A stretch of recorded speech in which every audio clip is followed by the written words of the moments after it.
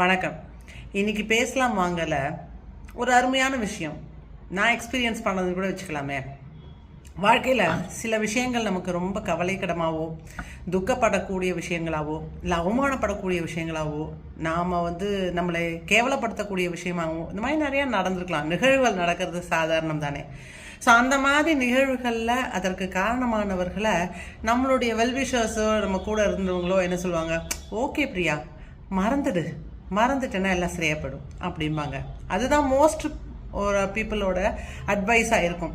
But என்னை பொறுத்த வரைக்கும் மறக்கிறது அப்படிங்கிறது எந்த மனுஷனுக்குமே கிடையாது. ஏதாவது ஒரு சந்தர்ப்பத்தில் அது என்ன பண்ணும், டக்குன்னு நிற்கும். அந்த மனிதர்களை பார்க்கும்போதோ, இல்லை அந்த நிகழ்வை நம்ம நினச்சி பார்க்கும்போதோ, இதனால தானே நம்ம இவ்வளோ அவமானப்பட்டோங்கிற மாதிரி நினைக்கும்போதோ தன்னால் நினைவுகள் அப்படி முன்கூட்டி நின்றுடும். சரி பிரியா, என்ன பண்ணலாம் அப்படிங்கிறல என்னை பொறுத்த வரைக்கும் மன்னிச்சிடுங்க.